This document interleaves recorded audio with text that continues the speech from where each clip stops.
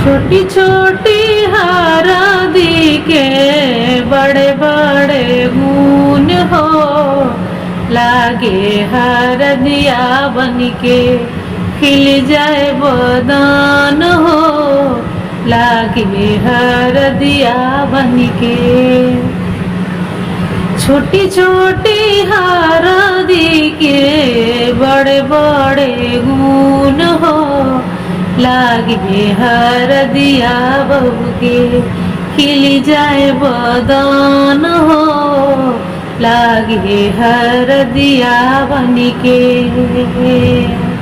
के हो बोआवे हरदी के हो गोड़ावेला, कौन सुहागिनी हो हरदी पिसावे हो, कौन सुहागिनी। के हो बोआवे हरदी के हो गोड़ावेला, कौन सुहागिन हो हरदी पिसावे हो, कौन सुहागिनी। बाबा बोआ में हरदी पापा घोड़ा में हो, हम सुहागिनी रची रची हरदी पिसावे हो, हम सुहागिनी रची रची हरदी पिसावे हो, हम सुहागिनी हरदी।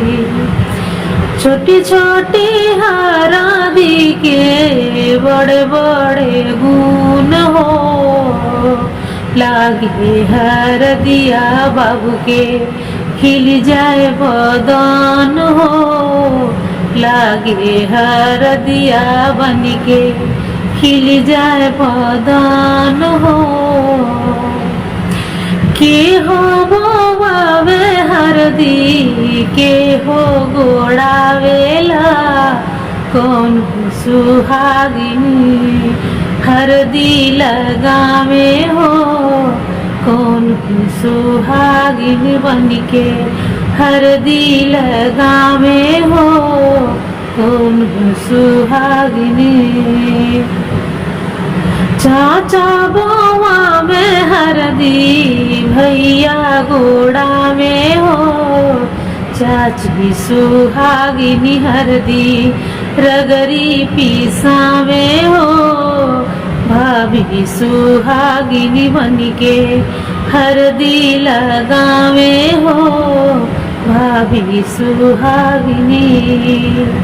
चाचा बोआ में हरदी भैया गोड़ा में हो, चाची सुहागिनी रगरी हरदी पिसावे हो, भाभी सुहागिनी बनके हरदी लगावे हो, भाभी सुहागिनी बनके।